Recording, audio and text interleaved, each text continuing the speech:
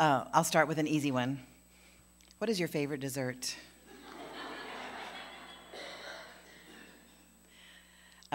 Dessert favorite number one is the cheese plate, because I really don't like sweet stuff that much.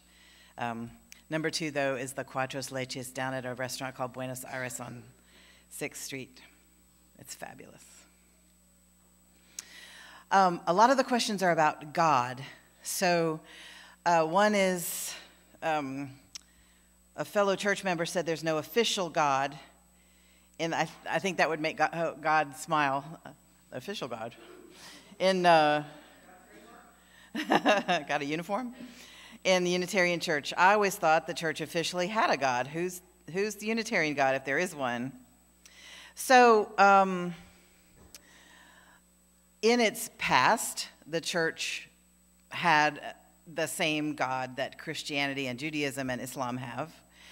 But with the 30s and the advent of the Humanist Manifesto, there was biblical criticism coming out of the German seminaries and universities. There was a move toward feeling that any kind of a belief in God had just done more damage than good. And so that we could have an ethical society, an ethical heart without believing in a God. So the humanist movement really washed over the Unitarian Church in the 30s, 40s, 50s, 60s, 70s, 80s. And so many Unitarian Universalists don't believe in a God at all, or if we do, we believe in a force of some kind, really a lot like the one in the theology of Star Wars, a kind of a force. Many believe in a higher power of some kind, not necessarily a God with a personality. There's room in Unitarian Universalism for all of these beliefs, including believing in a God with a personality with whom you can have a personal relationship. Although when I do an exercise where I draw a continuum on the floor and say to a group of Unitarian Universalists, all right, if you believe in a personal God that you can talk to and who talks back to you, go on this side of the continuum, and if you believe in nothing at all, nothing other than your own self. I had a guy in another congregation I served who would just say, I pray to myself. Over there. And most people kind of clumped in the middle. As I said, in the middle there's something, a mystery, a divinity, a force of some kind, wouldn't think to say what it is. So, and I find myself being kind of a middle-of-the-road Unitarian Universalist on this point. I slide between, because the other question is, what is your belief in God, Meg?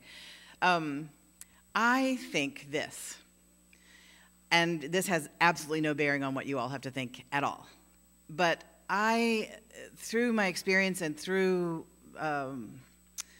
various encounters with transcendence, I feel that, and I think that there is an energy to strong emotion, and that acts of love and feelings of love, whether it be between human beings or among animals in a pack, or kind gestures from a swan to a carp, that those have an energy, and that from even before humans, loving interactions had energy that stayed in the universe. There's absolutely no scientific basis for this yet.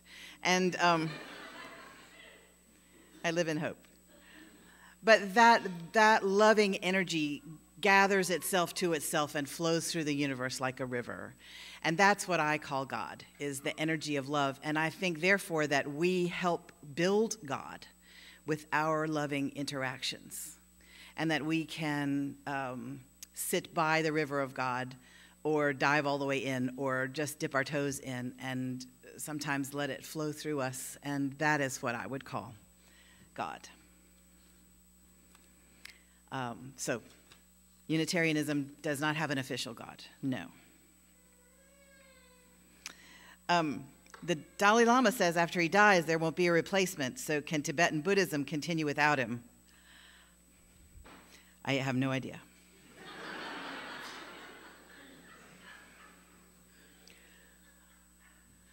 I'm sure people will make their own Dalai Lama if the official Dalai Lama finders don't find one. What is a simple statement, 2 sentences, to answer, what is your church all about? I always say Unitarian means one God as opposed to Trinitarian. Universalist means nobody goes to hell. So if I were standing on one foot, I would say, I go to the one God, no hell church. If I could pick what to come back as in my next life, what would it be? I don't know. I think I'd like to be a whale and just live deep in the ocean and sing those whale songs. I think that sounds good. And watch out for Japanese whaling ships. How can we embrace the wisdom of more religions and celebrate more religious holidays? Well, if you're talking about we as an individual family, then I would say the same thing I say to people who want to write. They go, how can I write? I'm just like, well, you put your butt in the seat and you write. It's kind of simple. But so I would say if you're talking about your family, then just learn about more religions and celebrate their holidays. If you're talking about we as the Unitarian Universalist Church, then we're running into problems because we have very ferocious guardians of cultural misappropriation in our denomination. And so we can't just say, all right, we're going to celebrate a Hindu holiday because everybody goes, that's wrong, because you don't have any roots in that denomination, in that faith, and you don't have any experience of that faith, and maybe you have someone who grew up in that faith, and then you can all kind of go watch them celebrate it. So we have obstacles ethically with celebrating lots of different religions' holidays. But I am for finding a way to do it with respect and in context so that we could do more of that. And if you want to help us do it, please come see me and we'll volunteer you. I like the one called Holi in Hinduism that they celebrated yesterday, I believe, where you take colored powder and everybody throws it on everybody else. That's the only thing I know about it. But everybody acts goofy and has fun. It's kind of like our Catholic Mardi Gras. But I think nobody... Anyway.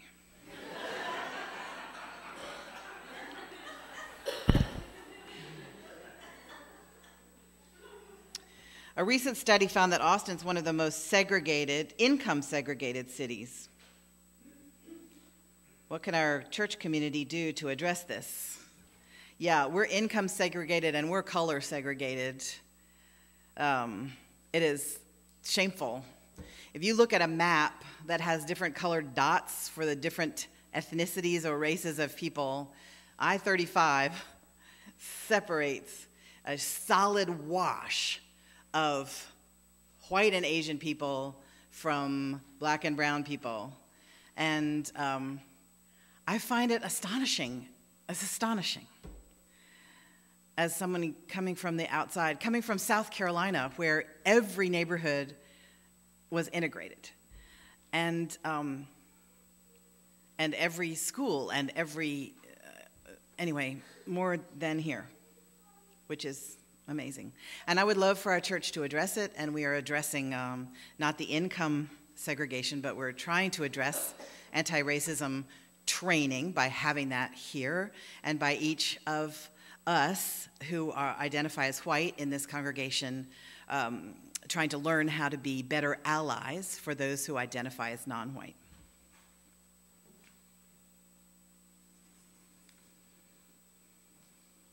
If you think about the impact of various religions on their societies and cultures, what are the major positives and negatives you see?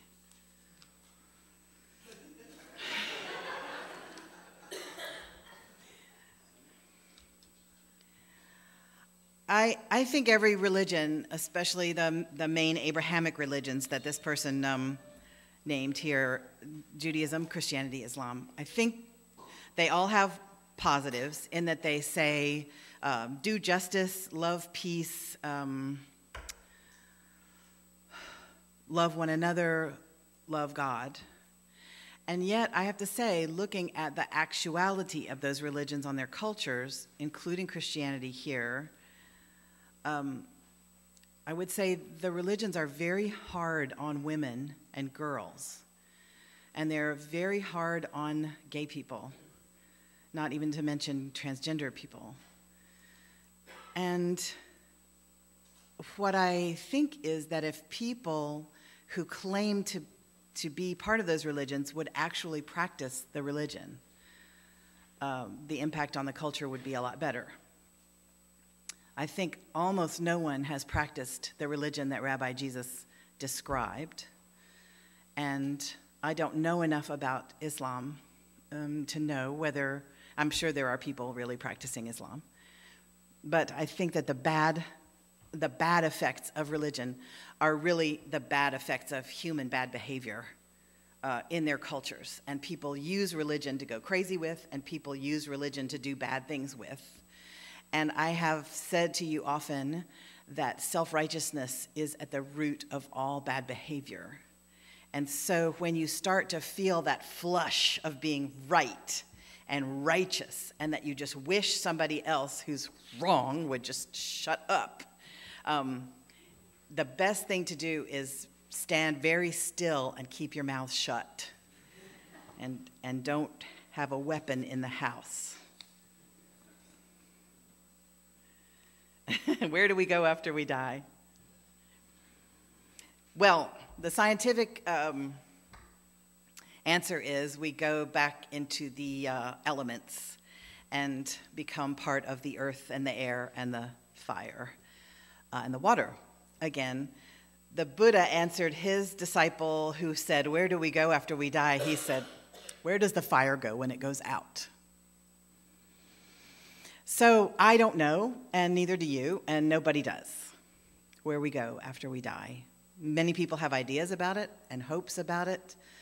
I wrote a long piece about how I hoped to have my ashes spread under a certain tree in the North Carolina mountains so that I could become part of that particular green that it gets to be in the spring. And I know scientifically that that's possible. There's no leap of faith involved in that. So the short answer is nobody knows.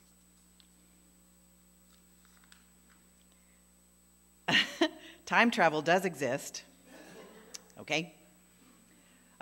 Which 4 or 5 others would you invite to your dinner party and why? My dinner party, I would have Carl Jung there, and I would try to have Jesus there. I think that would be fun. I would love to have the judge Deborah, who was a judge of the people in the Jewish scriptures. I would love to have her there. She sounds ferocious and fun. And I'd like to see my mama again, so I'd like to have her there. She'd probably keep Jung in line. And I would add my Aunt Ruth, because she would get Jung drunk and take him into the back room after supper.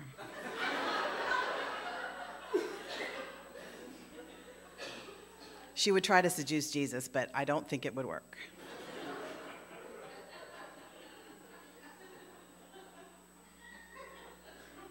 I don't mean to be flip. Yeah, I apologize if I'm offending anyone. This is the way I am, and I try to get better, but it makes it worse when I try. Tell us about 3 sources that nurture your soul on a regular basis. My wife, Kaya, my children and grandchildren, eating apples, drinking water, going to the movies, when they're good.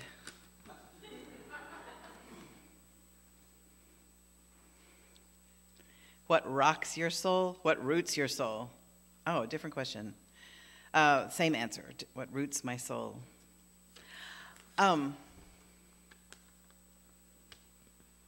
I think that's the same answer. I would love to hear the answers from you all, too. Should humans return to space exploration? Sure. I don't know. It's kind of expensive, but I think we have to do it, don't you?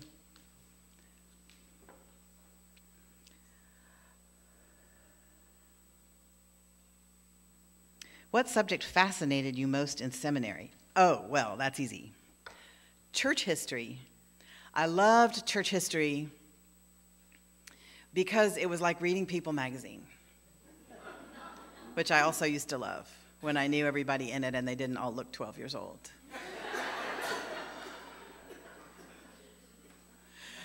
In church history, you learn things like the bishops were told by the emperor that they had to get their theology together because everybody was fighting over theology in the Roman Empire, and it was threatening to tear the empire apart. So the bishops decided to call a big meeting somewhere in Turkey, and a certain cadre of bishops got there a day early and excommunicated all the other bishops who were on their way. So they would have no vote and they were going to hell. And so they pushed through their own agenda. It just sounded very much like growing up in Philadelphia, where I grew up part of the time. The Democratic Party acted just like that. They would have a notice in the paper of the Democratic Party meeting at a certain place, and then a certain cadre of Democrats would stick a sign on the door of the restaurant where they were supposed to meet and say, instead we're meeting on the D bus, the 6:15 bus. And the other Democrats who got there on time for the meeting would see the bus retreating, and they would be running after the bus trying to get to the meeting. Quite entertaining, but not very democratic. But don't read church history if you don't have a strong stomach, because the things those people did are horrifying. With so many issues demanding our attention, how can we determine where to direct our energy? That's a great question. I think about my colleagues and our church members who are in Selma this weekend, and I think, I should be there. I have a new knee. I could make it. I could walk. And then I think, no, I can't be there. I'm being represented there. Chris Jimerson is there, and our church members are there, and trying to determine where you should put your energy is very challenging, and I think that still place is the place where you figure it out. And that it's okay not to be on fire about everything all the time. It's got to be okay. There was a time when Martin Luther King was asked to lead a bus boycott in Montgomery, and he said, I have young children and I just got here to this church. I cannot do it right now. And then the next time, a couple years later, when they had the bus boycott, then he was ready to do it. There are times when you can do it and times when you can't do it. And there are things that are your issues to be passionate about, and you can't be passionate about everything. It's not possible. And so it's very important, if you are passionate about something, not to berate the people who aren't passionate about it, the people who have other issues. I can't read that one, I'm sorry. Why aren't there more activities or mentions of atheists at First UU? There are many of us in the congregation. Well, I thought I mentioned y'all every Sunday when I say world religions, including humanists, but maybe that doesn't say atheists to y'all. So I would say I would love it if there were an atheist group meeting here, and I think it would be good if you started one, and I will help you.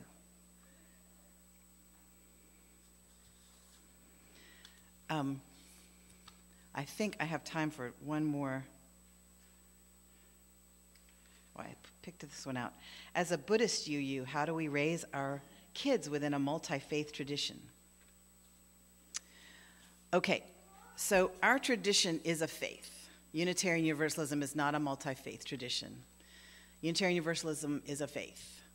And so if we raise our kids Unitarian Universalist, we can show them Buddhist meditation and scriptures. We can show them Hindu scriptures. We can show them the Jewish and the Christian scriptures. We can show them the Humanist Manifesto that talks about being an atheist and an ethical atheist. So I think you raise your children with a UU identity, and that gives you room to access all of these other sources of inspiration that we have.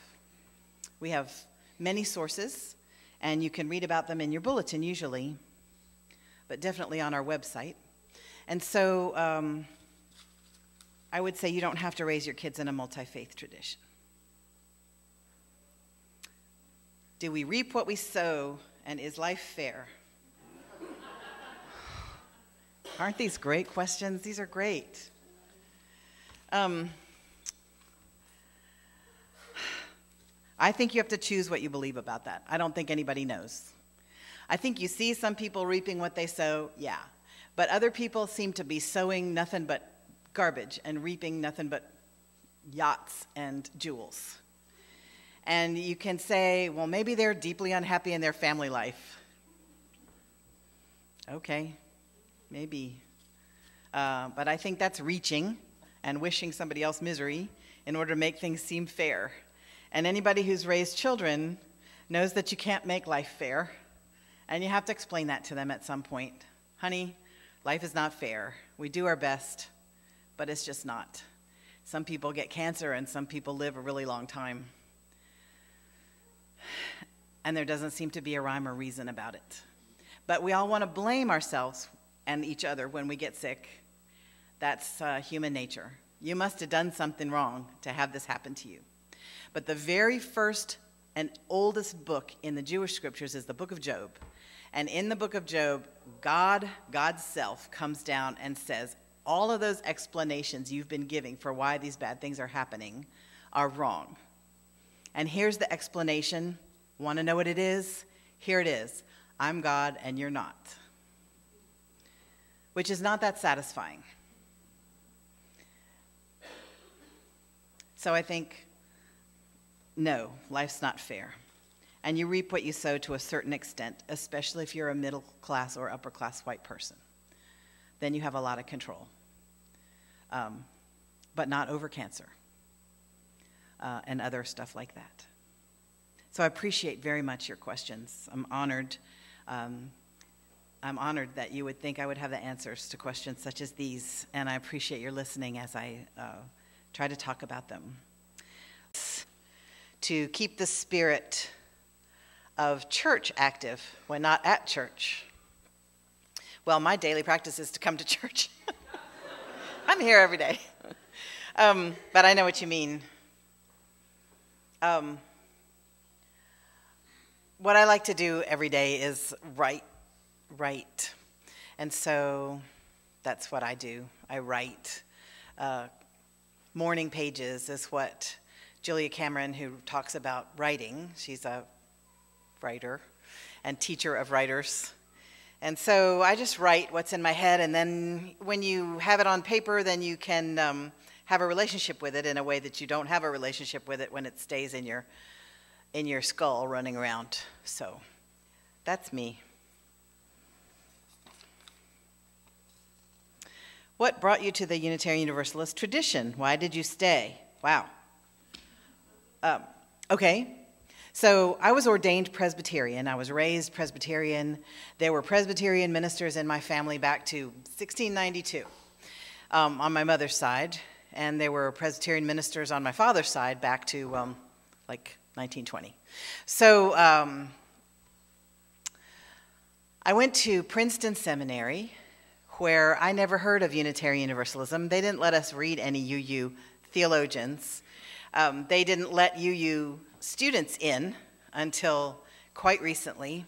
And so I never was exposed. And then what brought me in was a friend of mine who was UU was in a group of women, 4 women. We had lunch together every Monday. And she came to lunch one day and she threw some papers down on the table and she said, "Here, this is your kind of thing."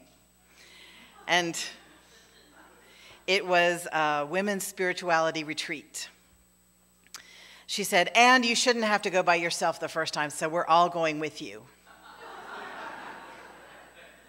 And so the Episcopalian, the Methodist, the Unitarian all came with me to this retreat. And I loved it, of course, because I have a background in my, anyway, long story, a background in neo-paganism. And so as the women were dancing wildly around the drums and the fire was leaping up, I was very happy, and my friends were leaning against the wall of the center like this. Just kind of watching me have a good time. And that meant so much to me. I met a lot of UUs and started changing my ordination. The Presbyterians said, "No, you can't change your ordination. We don't recognize Unitarian Universalism," saying it like they were holding it like this. "We don't recognize that." But I had already talked to the UUs, and they said, "Sure, we'll help transfer your ordination. Just read this 3-page list of books, single-spaced, and then fly to Chicago, and we will examine you after you do a 4-minute sermon for the 3 of us," which I jumped through all the hoops, and now I'm UU, and I stay because I fit here. I'm a middle-of-the-road, very happy Unitarian Universalist. I have complaints about the structure of things, of course. I wouldn't be UU if I didn't. What? No complaints? Unheard of. Inconceivable. But so that's why I stay and how I got here. Short story. How do you know you want children and not simply want to recreate the better moments of your own childhood? What are the tough questions you should ask yourself? Boy, these are really good questions, y'all. I am not sure you ever really know that you want children. I think you have the idea that it would be lovely, but I had a lot of worries. I have 2 sons. They're in their 20s now. And when I was thinking about having children, I thought, number one, what if they don't like me? And I thought, what if I'm a terrible mother? My mother died when I was 23, so I couldn't ask her. But before she had died, long years before, she had said, "Meggie, don't read any child-raising books or anything like that. You have good instincts. Just do what comes naturally." But I knew my mother was raised in what is now Pakistan, and she believed, she said, "Oh, in India, they just ignore children until they're 5. Which I think might have been true in the village where she was raised. But I am an American, and I cannot, well, so was she, but not really. I can't ignore children until they're 5. But anyway, I tried to do it perfectly, like I tried to do everything. And they did like me, as it turns out. I think they still like me, and I love them. And there's no way to know before you just do it. So it's an adventure. It's like jumping off a cliff. You just have to say, "I'm going to do it." And it's not easy. Can I get an amen? And just because in the middle of the night and you feel like giving up doesn't mean you're a bad parent. How do we love the unlovable? Oh my gosh, you guys.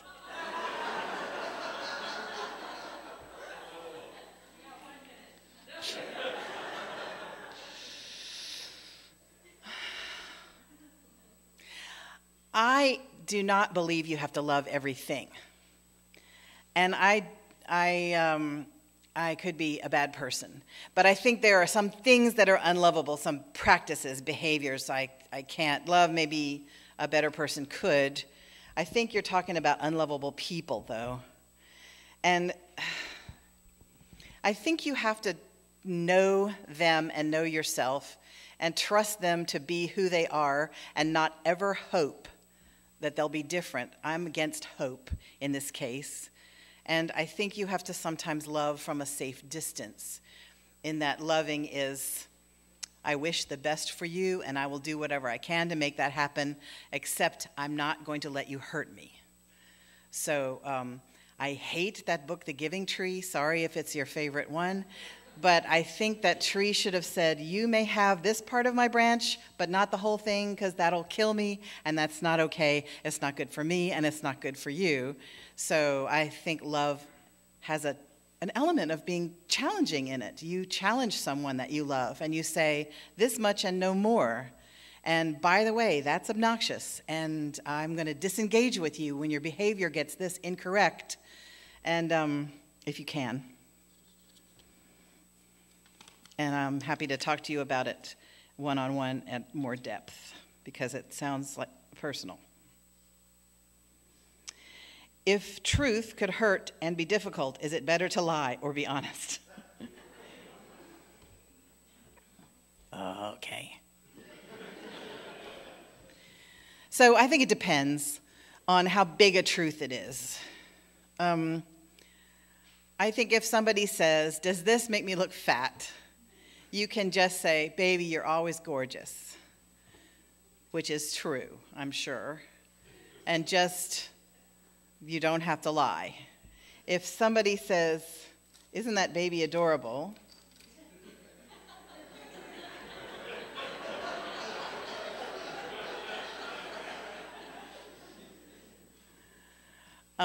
I personally think all babies are adorable, but some people think some babies look like Winston Churchill, and they just would say, that baby is doing baby really well. When somebody says to me, don't you love bluegrass? I say, bluegrass has a very special place in my heart.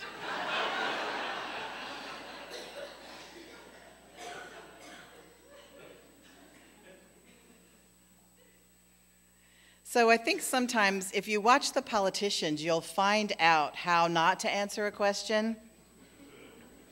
But if there's a big truth and the person needs to hear it, then you ask yourself, number one, do I love them enough to tell them this truth? Because if it's not somebody you love, then keep your mouth shut. Number two, am I willing for somebody to tell me as difficult and painful a truth? And if you're not, keep your mouth shut. Number three, have I done the best I can to clean up my side of the sidewalk? And if you haven't, keep your mouth shut. Do you sense a trend here? I think that if you love the person and you've done your own work and you're willing for them to tell you something equally as difficult, then you can tell them the truth that's painful. Does that make sense? And I could be wrong. That person just wrote something lovely and encouraging. Thank you. That's the same question as before.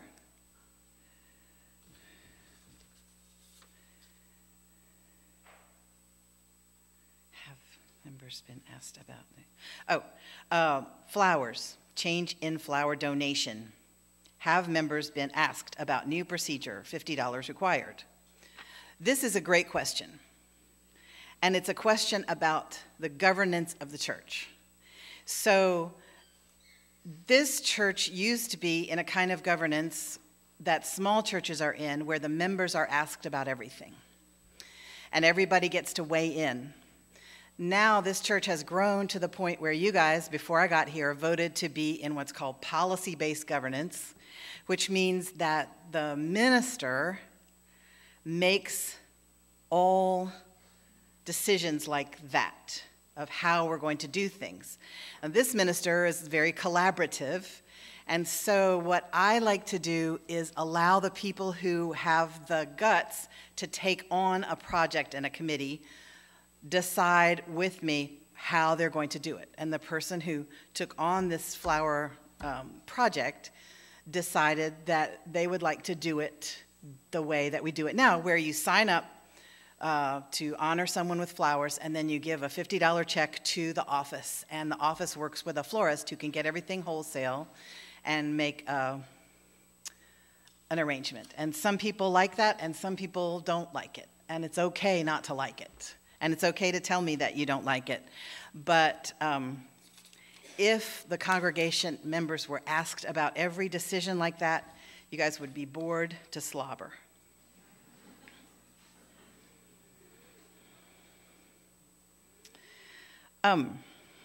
Having turned my back on a religion steeped in ritual, how do you overcome this aversion to ritual, to be comfortable in services here?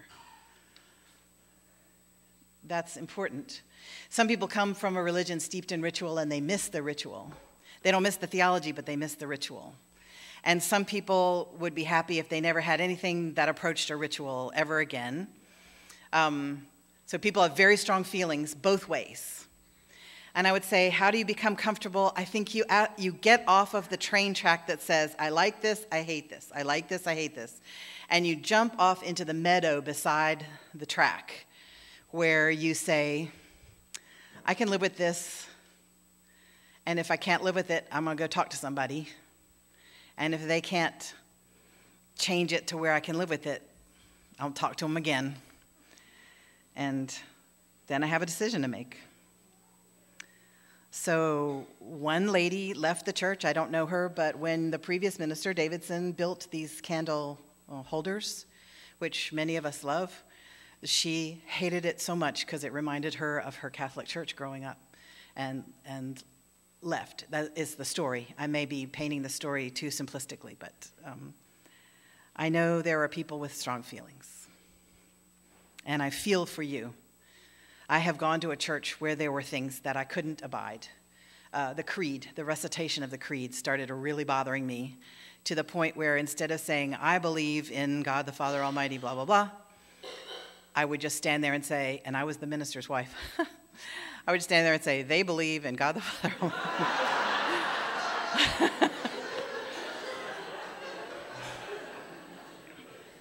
Which was true.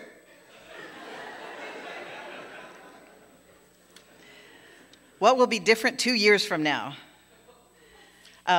If we're lucky, what will be different is that we'll be meeting someplace else and everything will be torn up here while we do our construction to be welcoming to more people.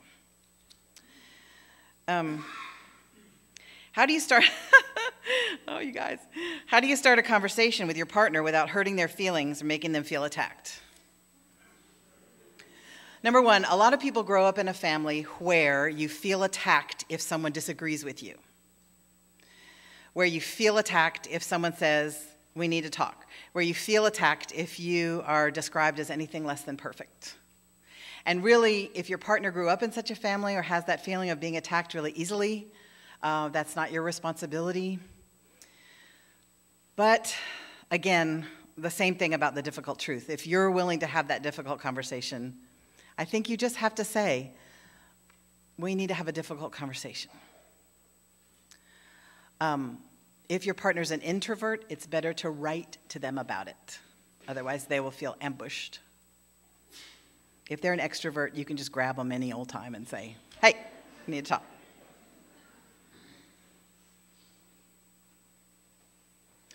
How does UU philosophy address the issue of predetermination? UU philosophy is very conversant with science, and I think you would say if you start a particular process, sometimes it is predictable how that process is going to turn out. If that's predetermined, okay. You know the odds are good that if you do this, then that will happen. If it means that God has decided how everything is going to turn out, we say no.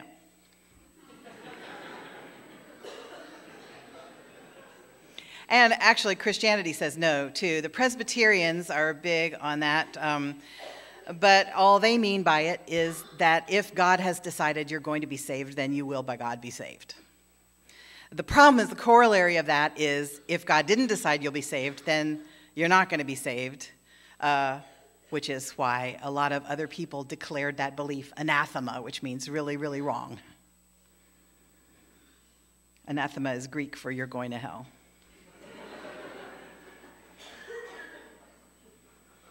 How do you know when you're doing enough, giving enough, helping enough, doing enough to honor your communities and environment? What is enough?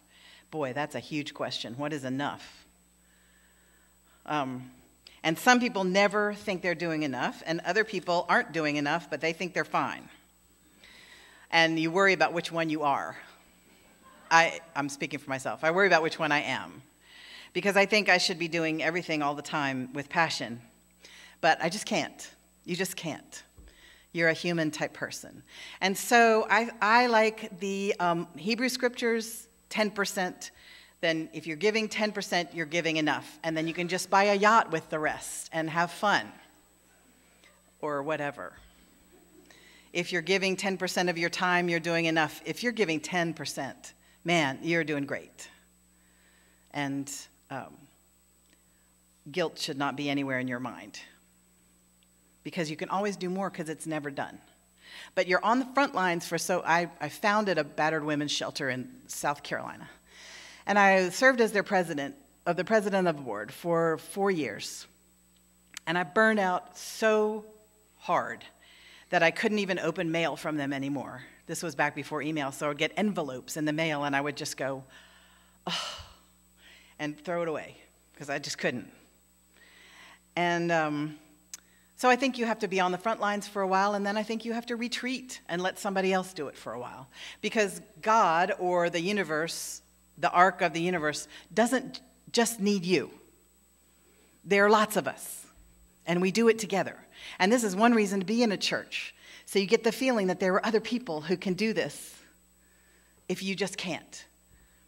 I remember during the war in Bosnia, some of y'all weren't even born, and I was praying and swimming laps. And I was crying in the pool because of what I was reading about Bosnia. And I was like, God, I can't believe you're not stopping this. And God said, I can't believe you're not stopping this. And I was like, what? And God's like, do I have hands? Like, no. So you have hands? Yes. So you can stop it. I'm like, I have small children. I can't go. And God, or the inner wisdom voice, whatever, said, right. You have small children. You can't go. And I thought, well, what? Well,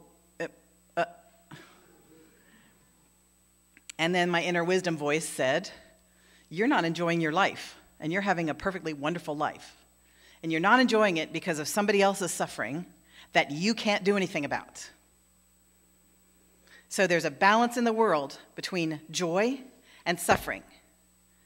And sometimes it's your turn to help end the suffering. And sometimes it's your turn to increase the joy.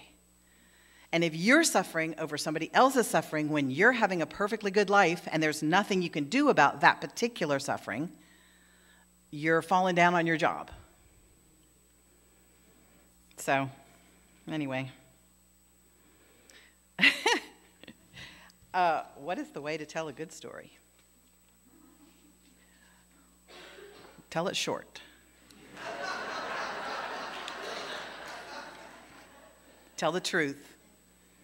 If it's the truth, it won't be boring, especially if it's short.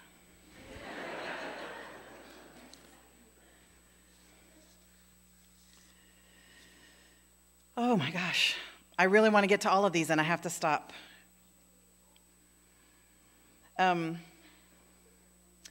For someone with, I'm going to end on this. For someone with adult ADHD, what are some ways and UU practices can help them calm down the mind and focus more clearly, besides meditation?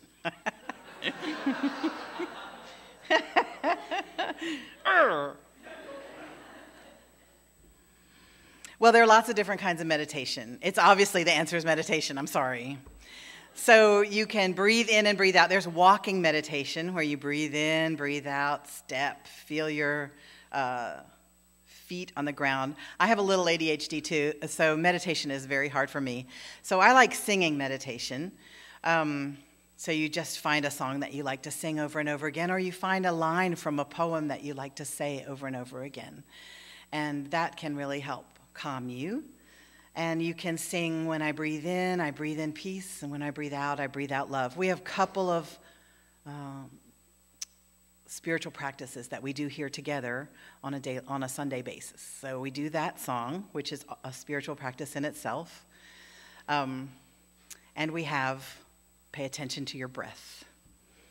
That's a spiritual practice. Notice your thoughts, say hello to them, and then bring your attention gently back to your breath.